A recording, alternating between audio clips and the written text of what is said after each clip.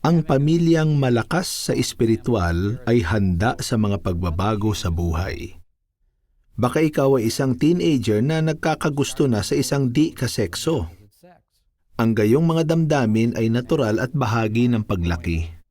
Pero kung napakabata mo pa para mag-asawa, ano ang dapat mong tandaan? Gumawa ng matalinong pasya ang kabataang sister na ito sa tulong ng maibigin niyang mga magulang.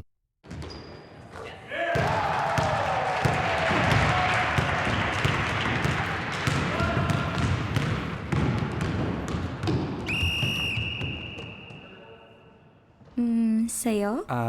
Oo. Lily, di ba?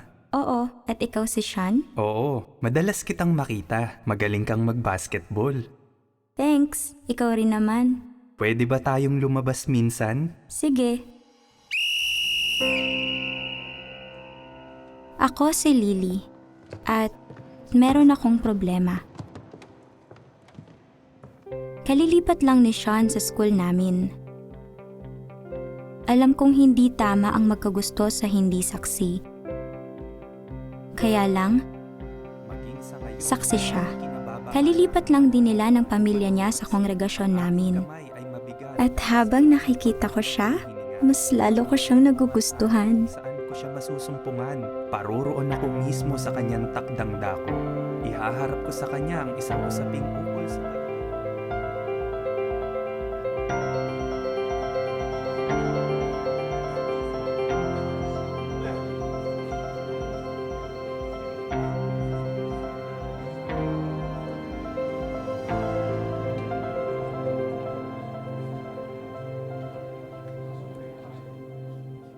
Sabi ko nga, may problema ako. Araw-araw, nakikita ko ang mga mag-boyfriend kong schoolmates. Para sa akin, masaya naman sila. Ang totoo, gusto ko rin ng ganun. Napansin din to ng mga magulang ko, kaya kinausap nila ako pag-uwi.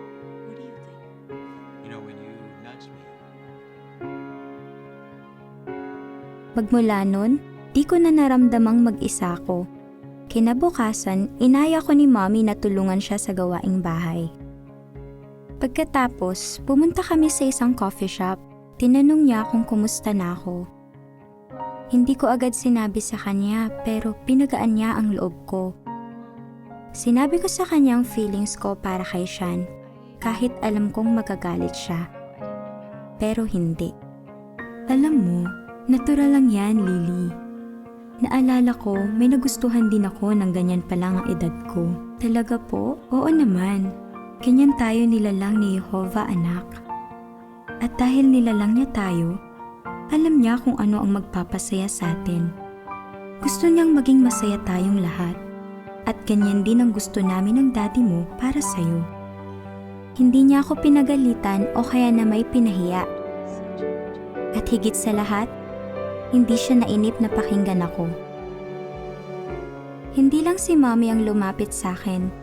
Naghahanda rin si Daddy para tulungan ako sa problema ko. Kinagabihan, nag-family worship kami. Hinayaan lang ulit nila akong magsalita. Sabi nila, huwag akong mahihiya. Kaya hindi nga. Di ko alam ang gagawin ko. Lily, salamat at sinabi mo sa amin ang nadarama mo. May gusto akong itanong sa'yo. Bakit kaya tayo nilikha ni Jehovah na magkaroon ng gayong damdamin sa di natin kasekso? Para makahanap ang tao ng mapapangasawa niya. Tama. Ang totoo, ang pagsasama ay parang dalawang ice skater. Parang walang kahirap-hirap ang isang magandang performance. Pero ganun nga ba? Hindi po. Walang sino man ang susubok niyan ng walang practice, mahusay na partner, o tamang patnubay, di ba? Opo. Ganon din pagdating sa magandang pagsasama. Hindi ito biglaan lang. Nakadepende ito sa mahusay na partner, pagtutulungan, pero higit sa lahat, matalinong payo mula kay Jehovah. Sa katunayan, pwede mo bang buksan ang iyong Biblia sa Awit 32:8 at basahin para sa amin? Sige po. Ang sabi, pagkakalooban kita ng kaunawaan at tuturuan kita hinggil sa daan na dapat mong lakaran. Lily, mahal na mahal tayo ni Jehovah. Kung makikinig tayo sa Kanya, makakagawa tayo ng matatalinong desisyon na hinding-hindi natin pagsisisihan. Marami pa kaming napag-usapan at meron pa akong homework. Nagbigay sa akin si Daddy ng mga artikulo na naprint niya at pinasa ko yun. Habang binubulay-bulay ko ang mga nabasa ko, may na-realize ako. Wala namang problema kung hindi muna ako nakikipag-date ngayon. Ang totoo, inihahanda ako nito. Pwede kong gamitin ang panahon ko ngayon para mag-focus sa mas mahalaga. Ang kaugnayan ko kay Jehovah. At pwede ko ring linangin ang mga Kristiyanong katangian at karanasan na kailangan sakaling makapag-asawa ko.